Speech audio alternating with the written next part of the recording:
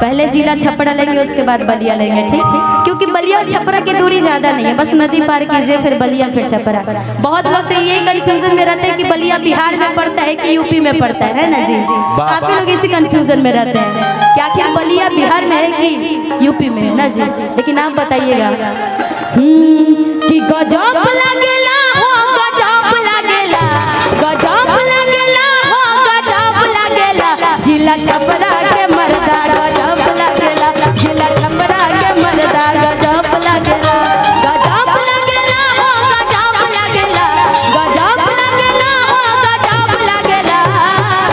Hold, हम चाहेंगे थोड़ा पंकज जी वहाँ पर उनको लेके, पंकज जी थोड़ा आज ये पंकज भैया इधर आइए, इधर आइए। अरे आ जा, आप बलिया के हैं कि नहीं, बस इतना बताइए। बलिया के है ना? दूसरा का घर छपड़ा है।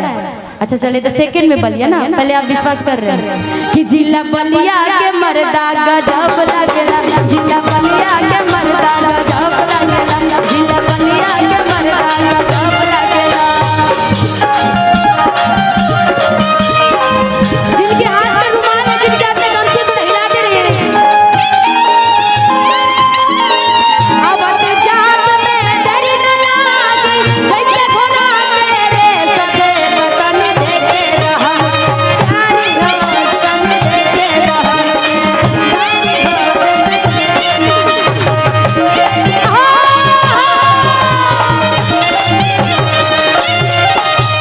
बोटी हाथा काठा रहे मछिए पड़ता हो।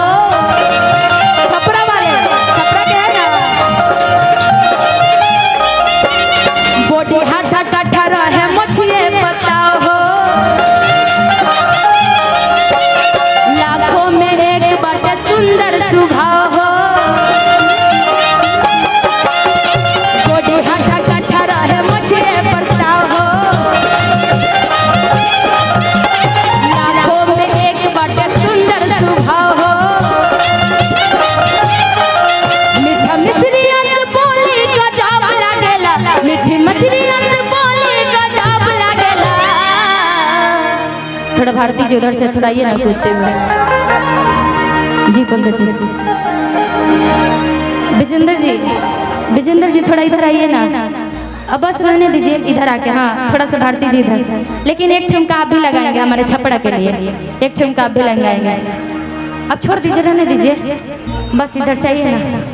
कितना पैसा लौटाइएगा इधर से, ठीक कि मीठे मिश्रिया से बोली। हेलो निशा जी, निशा जी, हम लोग के गार्जियन कुंवर जी भी नाचेंगे आपके साथ। अच्छा एक साइड वीरेंद्र बाबा, एक साइड कुंवर जी भी नाचेंगे।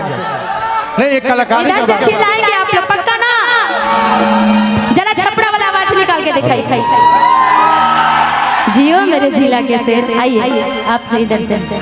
वाह निशा जी, निशा जी, छपरा वाला डांस बाबा करेंगे या बलिया वाला डांस कुंवर जी करेंगे, बिल्कुल तब मजा आएगा। अब अक्सर कहा गया अक्सर के लिए बीच में दिल्ली बाबा है।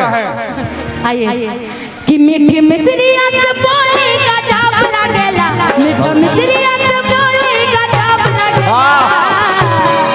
ताली इधर से बजाते चिल्ला के सब लोग, तनी पूरा पूरा हाथ उठा ले एक बार मिजाज से। छपरा बलिया कि जिला छपरा के गजब लगेला, छपरा के मर्दा, जिला छपरा के मर्दा, जिला बलिया के मर्दा गजब लगेला। आदरणीय हमारे गोल्डन साई जी की तरफ से बहुत सारी आशीर्वाद है।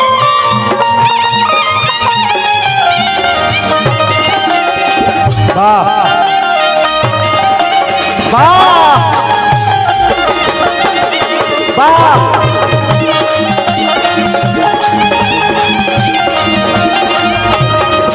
जिला बलिया के मर्दा गजब लगेला, जिला बलिया के मर्दा।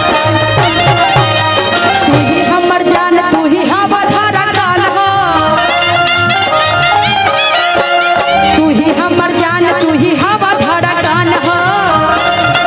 वाह तोहरे ला छछने ला मोर हाई मन हो,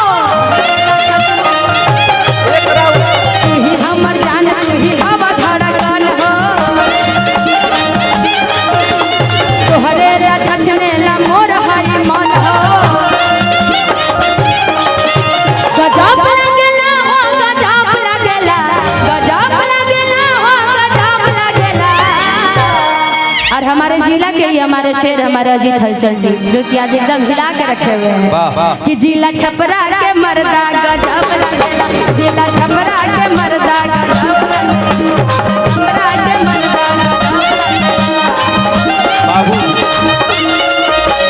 हम तो आईनी गलिए गलिए तू तो आइला बांस पर।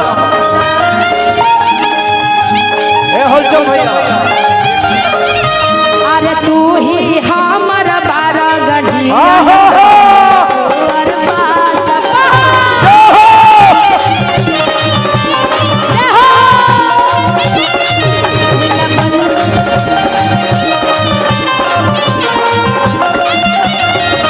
जिला बलिया के मर्दा गजब लगेला। अरे वाह राजन भैया तू ही हमर आन तू ही बारा बरसान हो, तू ही हमर आन तू ही बारा हमर शान हो, तोहरे में बसेला हमरो इंसान हो, तोहरो में बसेला हमरो इंसान हो। आके इधर आइए ना निशा जी, आप जो ये वाला कर रहे हैं ना निशा जी, जी हम लोग के बीच में कमला बाबा आए हैं जी। तो उनको भी डांस होना चाहिए। बिल्कुल बिल्कुल भोजपुरी कलाकारों का यही तक प्रेम है। हाँ यही आज प्रेम सब लोग है। उपस्थित हैं, सब लोग भोजपुरी एक साथ। इन लोग थोड़ा पंकज भैया सब लोग बैठ जाइए, कम से कम अच्छा लगेगा। आप लोग खड़े हो रहे हैं।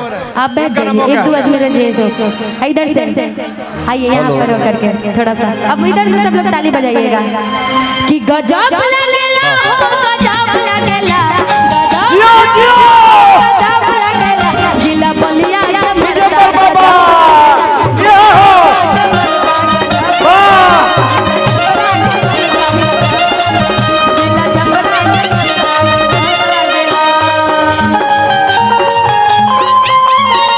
नगरिया गरिया में तने देखे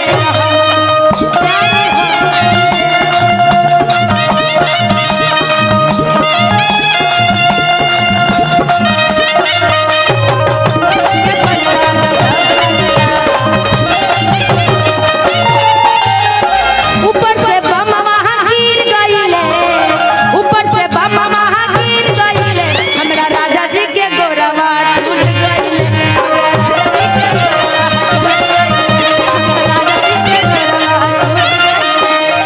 टूट गईले, टूट गईले ठीक भइले, टूट गईले ठीक भइले, उनकर एने वाला घूमल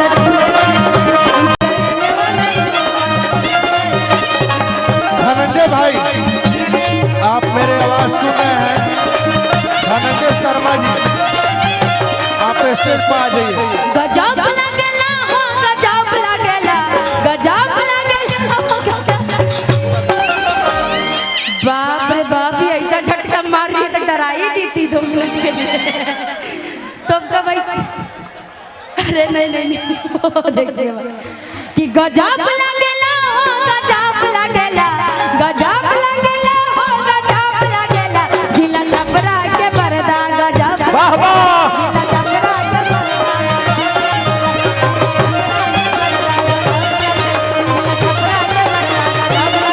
जिला छपरा के मर्दा गजब लगेला जिला छपरा के मर्दा जिला छपरा के मर्दा गजब लगेला जिला छपरा के मर्दा गजब लगेला जिला छपरा के मर्दा गजब जिला बलिया के मर्दा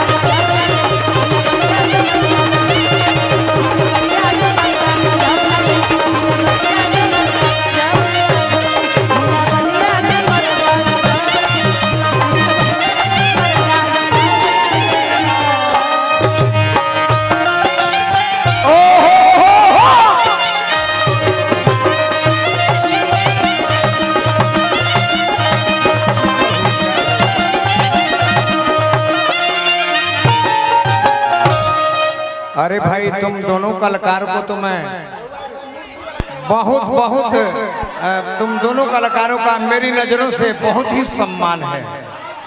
ताल और सम पर पंकज बाबा ये दोनों कलाकार धनंजय भैया आगे कहाँ धनंजय से भैया आए हैं? ये हाजीपुर पंकज भैया बुरा मत बनिएगा, ये किसी सिंगल प्रोग्राम नहीं है, यहाँ कलाकार बहुत ज्यादा हैं, सबको प्रतिष्ठा रखना है। मुकेश राय जी हाँ आप मंच संचालन करें। कमला बाबा, हम विजेंद्र बाबा, अनिशा उपाध्याय पर नचनी है जा, बाकी तनिको ऊ ठुमका ना लगोगी, बेमानी कैली है, दोनों ओर से हिलेला तब मजा मिले। खाली हमने के एक तरफा हिलौनी है जा, वो हिलौले रहते तब न हमने के मजा मिले, दोनों ओर से हिलेला तबे मजा मिलेला। हेलो कुंवर चाचा, एक मिनट रुक। जौन ठुमका धोती लगाई रुआ है ठार के मिट्टी वाला बक्सर वाला, उ ठुमका ना लगल, हम दुखित हो गए। रोमन में तनमनी स्पेस बनाई ओरिजिनल देखी कलाकारी, अब आरा बक्सर बनाम छपरा में रुआ कलाकारी देखी अच्छा लागी तो हाला करियो, आनंद आई, गर्मी लगा तो जरूर हम समझता नहीं, लेकिन नहीं में आनंद लेवे के बाद मंच पर तनमनी स्पेस बना ले। 1 मिनट के टाइम चाहिए।